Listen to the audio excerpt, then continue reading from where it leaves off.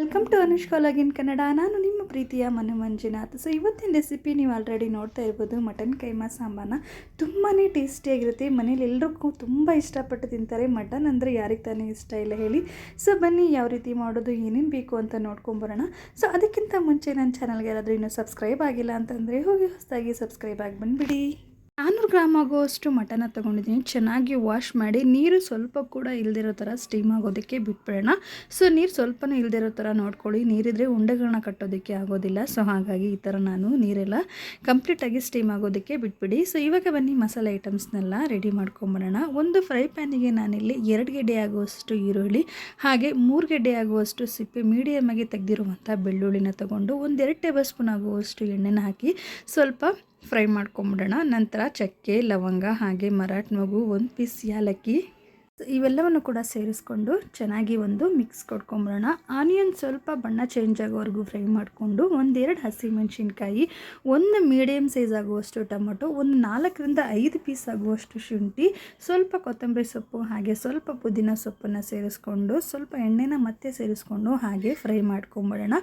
So ಎಲ್ಲವನ್ನೂ ಕೂಡ ತುಂಬ ಚೆನ್ನಾಗಿ ಫ್ರೈ ಆಗಿರಬೇಕು. ಸೊ ಅಲ್ಲಿವರೆಗೂ ಫ್ರೈ ಮಾಡ್ಕೊಂಬಿಡೋಣ. ಸೊ ಇದು ಒಂದು ಸೈಡಲ್ಲಿ ಎತ್ತಿಟ್ಕೊಂಡು ನಂತರ ಅದೇ ಪ್ಯಾನಿಗೆ 3 ಟೇಬಲ್ ಸ್ಪೂನ್ ಆಗುವಷ್ಟು ಧನಿಯಾ ಕಾಳು, 2 ಪಲಾವ್ ಎಲೆ, ಹಾಗೆ ಗುಂಟೂರು ಮೆಣಸಿನ್ಕಾಯಿ 7-8 ತೊಗೊಂಡಿದ್ದೀನಿ. ಸೊ ನಿಮ್ಮ ಖಾರಕ್ಕೆ ಅನುಗುಣವಾಗಿ ನೀವು ಮೆಣಸಿನ್ಕಾಯಿನ ಸೇರಿಸ್ಕೋಬೋದು. ಸೊ ನಾವು ಹಸಿ ಮೆಣಸಿನ್ಕಾಯಿನೂ ಸೇರಿಸ್ಕೊಂಡಿರೋದ್ರಿಂದ ಸೊ ಖಾರನ ನೋಡಿಕೊಂಡು ಸೇರಿಸ್ಕೊಳ್ಳಿ. ಸ್ವಲ್ಪ ಎಣ್ಣೆ ಹಾಕಿ ಫ್ರೈ ಮಾಡ್ಕೊಂಡ ನಂತರ 1 ಟೇಬಲ್ ಸ್ಪೂನ್ ಆಗುವಷ್ಟು ಕಸ್ತೂರಿ ಮೇಥಿನ ಸೇರಿಸ್ಕೊಂಡು ಅದನ್ನು ಕೂಡ ಚೆನ್ನಾಗಿ ಫ್ರೈ ಮಾಡ್ಕೊತಾ ಇದ್ದೀನಿ. ಸೊ ನಂತರ ಮಿಕ್ಸರ್ ಜಾರ್ನಲ್ಲಿ ಫ್ರೈ ಮಾಡಿರುವಂಥ ಗರಂ ಮಸಾಲ ಐಟಮ್ನೆಲ್ಲ ಸೇರಿಸ್ಕೊಂಡು 1 ಕಪ್ ಆಗುವಷ್ಟು ತೆಂಗಿನಕಾಯಿ, ಹಾಗೆ ಈರುಳ್ಳಿ, ಒಣಮೆಣಸಿನ್ಕಾಯಿ, ಬೆಳ್ಳುಳ್ಳಿ ಎಲ್ಲವನ್ನು ಕೂಡ ಫ್ರೈ ಮಾಡ್ಕೊಂಡಿದ್ವಲ್ಲ ಅದೆಲ್ಲವನ್ನು ಕೂಡ ಸೇರಿಸ್ಕೊಂಡು ಒಂದು ಫೈನ್ ಪೇಸ್ಟ್ ಮಾಡಿಕೊಂಡು ಸೈಡಲ್ಲಿ ಎತ್ತಿಟ್ಕೊಂಬಿಡೋಣ. ನಂತರ ಒಂದು ಚಿಕ್ಕ ಮಿಕ್ಸರ್ ಜಾರ್ನಲ್ಲಿ 3 ಹಸಿಮೆಣಸಿನ್ಕಾಯಿ, ಹಾಗೆ ಸ್ವಲ್ಪ ಕೊತ್ತಂಬರಿ ಸೊಪ್ಪು, ಸ್ವಲ್ಪ ಪುದೀನ ಸೊಪ್ಪು, ಹಾಗೆ 3 ಇಂಚ್ ಆಗುವಷ್ಟು ಶುಂಠಿನ ಸೇರಿಸ್ಕೊಂಡು ಇದನ್ನು ತರ್ತರಿಯಾಗಿ ಮಿಕ್ಸರ್ ಜಾರ್ನಲ್ಲಿ ಹಾಗೆ ಪೇಸ್ಟ್ ಮಾಡಿಕೊಂಡು ಸೈಡಲ್ಲಿ ಎತ್ತಿಟ್ಕೊಳ್ಳೋಣ. ನಂತರ ಹುರಿದಿರುವಂಥ ಮಸಾಲೆನೆಲ್ಲ ಪೇಸ್ಟ್ ಮಾಡಿದ್ವಲ್ಲ ಅದನ್ನು ಬೇರೆ ಪಾತ್ರೆಗೆ ಹಾಕ್ಕೊಂಡು ಇದೇ ಮಿಕ್ಸರ್ ಜಾರ್ನಲ್ಲಿ ನಾನು ಮಟನ್ ಕೈಮಾನ ಸೇರಿಸ್ಕೊತಾ ಇದ್ದೀನಿ. ಸೊ ನಾನು 400 ಗ್ರಾಮ್ ಆಗುವಷ್ಟು ಕೈಮಾನ ತೊಗೊಂಡಿದ್ದೀನಿ. ಸೊ ನೀವು ಜಾಸ್ತಿ ಕ್ವಾಂಟಿಟಿಲಿ ಮಾಡ್ಕೋತೀನಿ ಅನ್ನೋದ್ರೆ ಮಸಾಲೆನೆಲ್ಲ ಡಬಲ್ ಆ್ಯಡ್ ಮಾಡ್ತಾ ಹೋಗಿ. ರುಬ್ಬಿರುವಂಥ ಮಸಾಲೆ 1 ಟೇಬಲ್ ಸ್ಪೂನ್ ಹಾಕಿ, ಗ್ರೀನ್ ಮಸಾಲೆ ನಾವೇನು ಪೇಸ್ಟ್ ಮಾಡ್ಕೊಂಡಿದ್ವಲ್ಲ ಗ್ರೀನ್ ಮಸಾಲೆ, ಕೈಮಾಗೆ ಬೇಕಾಗಿರುವಷ್ಟು ಉಪ್ಪು ಎಲ್ಲವನ್ನು ಕೂಡ ಸೇರಿಸ್ಕೊಂಡು ಜಸ್ಟ್ ಆನ್ ಆಫ್ ಆ ಥರ ಮಾಡಿಕೊಂಡು ಒಂದು ತಟ್ಟೆಗೆ ಹಾಕೋಣ. ಸೊ ನಂತರ ನಾನಿಲ್ಲಿ 1/2 ಕಪ್ ಆಗುವಷ್ಟು ಹುರುಗಡ್ಲೆನ ಪೌಡ್ರ್ ಮಾಡಿಕೊಂಡು ಸೇರಿಸ್ಕೊತಾ ಇದ್ದೀನಿ.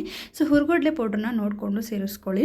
ಸೊ ಇವಾಗ ಅದನ್ನು ಕೂಡ ಸೇರಿಸ್ಕೊಂಡು ಚೆನ್ನಾಗಿ ಒಂದು ಮಿಕ್ಸ್ ಕೊಟ್ಕೊಂಬಿಡೋಣ. ಸೊ ಕೆಲವೊಂದು ಕಡೆ ಏನು ಮಾಡ್ತಾರೆ ಅಂದರೆ ಮೊಟ್ಟೆ ಕೂಡ ಹಾಕ್ತಾರೆ. ನಾನು ಯಾವುದೇ ತರಹ ಮೊಟ್ಟೆ ಹಾಕ್ತಾ ಇಲ್ಲ.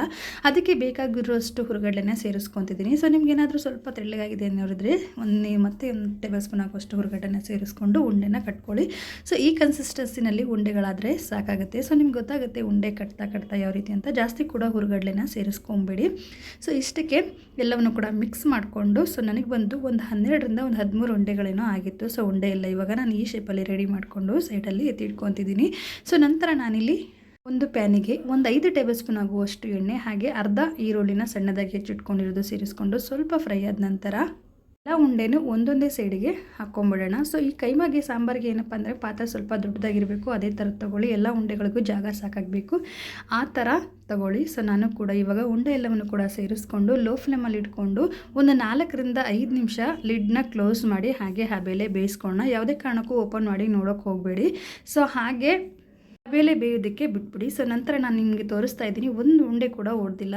ಸೊ ಏನಾದರೂ ಅಂಟ್ಕೊಂಡಿದ್ರೆ ಸ್ಪೂನ್ ಸಹಾಯದಿಂದ ಸ್ವಲ್ಪ ಓಪನ್ ಮಾಡ್ಕೊಳ್ಳಿ, ತೊಂದರೆ ಆಗಲ್ಲ. ಸೊ ನಂತರ ನಾನಿಲ್ಲಿ ಫೈನ್ ಪೇಸ್ಟ್ ಮಾಡ್ಕೊಂಡಿರುವಂಥ ಮಸಾಲೆ ನೀರನ್ನ ಸೇರಿಸ್ಕೊಂಡು ಸಾಂಬಾರು ಕನ್ಸಿಸ್ಟೆನ್ಸಿಗೆ ನೀರನ್ನು ಸೇರಿಸ್ಕೊತಾ ಇದ್ದೀನಿ. ಇವರು ಏನು ಮಾಡ್ತಾರೆ ಅಂದರೆ ಸಾಂಬಾರಿಗೆ ಉಂಡೆಗಳನ್ನ ಬಿಟ್ಟಿರ್ತಾರೆ. ಸೊ ನಾನು ಯಾವುದೇ ಕಾರಣಕ್ಕೂ ಆ ಥರ ಯಾವತ್ತೂ ಮಾಡಿಲ್ಲ. ಅದು ಒಂಥರ ಟೇಸ್ಟ್ ಇರ್ಬೋದೇನೋ ಗೊತ್ತಿಲ್ಲ. ಸೊ ನಾನು ಯಾವಾಗಲೂ ಇದೇ ಥರ ಮಾಡ್ತೀನಿ. ಈ ಥರ ಮಾಡೋದ್ರಿಂದ ಒಂದು ಉಂಡೆ ಕೂಡ ಒಡೆಯೋದಿಲ್ಲ. ಕಂಪ್ಲೀಟಾಗಿ ಹಬೆಲೆ ಬೇಯಿಸಿರೋದ್ರಿಂದ ಉಂಡೆ ಎಲ್ಲ ಒಂದು ಕೂಡ ಒಡೆದಿರಲ್ಲ, ಹಾಗೆ ನೀಟಾಗಿ ಉಂಡೆಗಳೆಲ್ಲ ಕಟ್ಕೊಂಡ್ಬಿಟ್ಟಿರುತ್ತೆ. ಸೊ ನಂತರ ನಾನು ಸಾಂಬಾರು ಕನ್ಸಿಸ್ಟೆನ್ಸಿಗೆ ನೀರನ್ನ ಸೇರಿಸ್ಕೊಂಡು ಇದಕ್ಕೆ ಹೊಂದ್ಕೊಳ್ಳುವಷ್ಟು ಉಪ್ಪನ್ನು ಸೇರಿಸ್ಕೊಂಡು ಒಂದು 5ರಿಂದ 6 ನಿಮಿಷ ಮಟನ್ ಕಂಪ್ಲೀಟಾಗಿ ಬೇಯಬೇಕು. ಅಲ್ಲಿವರೆಗೂ ಬೇಯಿಸ್ಕೊಂಡ್ರೆ ಸೂಪರಾಗಿರುವಂಥ ಮಟನ್ ಸಾಂಬಾರು ರೆಡಿನೇ ಆಗೋಗ್ಬಿಟ್ಟಿರುತ್ತೆ. ಎಷ್ಟು ಅದ್ಭುತವಾಗಿರುತ್ತೆ ಅಂತಂದರೆ ಈ ಸಾಂಬಾರು. ಈ ಥರ ಒಂದು ಮಸಾಲೆ ಐಟಮ್ಸ್ನೆಲ್ಲ ಬಳಸ್ಕೊಂಡು ಒಂದು ರೀತಿ ಮಾಡಿ ನೋಡಿ, ತುಂಬಾ ಚೆನ್ನಾಗಿರುತ್ತೆ. ಒಂದು ಉಂಡೆ ಕೂಡ ಒಡೆದಿಲ್ಲ. ನೀವು ನೋಡ್ಬೋದು ನಾನು ಯಾವ ರೀತಿ ಉಂಡೆಗಳನ್ನ ಮಾಡಿದ್ನಲ್ಲ ಅದೇ ರೀತಿ ಕನ್ಸಿಸ್ಟೆನ್ಸಿಲಿ ಬಂದಿದೆ. ತುಂಬಾ ಟೇಸ್ಟಿಯಾಗಿತ್ತು. ಸೊ ನಿಮಗೆ ಈ ವಿಡಿಯೋ ಖಂಡಿತವಾಗ್ಲೂ ಇಷ್ಟ ಆಗಿದೆ ಅಂತ ಅಂದ್ಕೊಂಡಿದ್ದೀನಿ. ಇಷ್ಟ ಆದರೆ ನಿಮ್ಮ ಫ್ಯಾಮಿಲಿ ಫ್ರೆಂಡ್ಸ್ಗೆಲ್ಲ ಶೇರ್ ಮಾಡಿ. ಇನ್ನೂ ನನ್ನ ಚಾನಲ್ಗೆ ಯಾರಾದರೂ ಸಬ್ಸ್ಕ್ರೈಬ್ ಆಗಿಲ್ಲ ಅಂತಂದರೆ ಮೊದಲನೇದಾಗಿ ಸಬ್ಸ್ಕ್ರೈಬ್ ಆಗಿ, ಹಾಗೆ ಈ ವಿಡಿಯೋಗೆ ಒಂದು ಲೈಕ್ ಮಾಡಿ. ನಿಮ್ಮ ಮನೇಲಿ ಯಾವ ರೀತಿ ಬಂದಿತ್ತು ಅಂತ ನನಗೆ ಕಮೆಂಟಲ್ಲಿ ತಿಳಿಸಿ.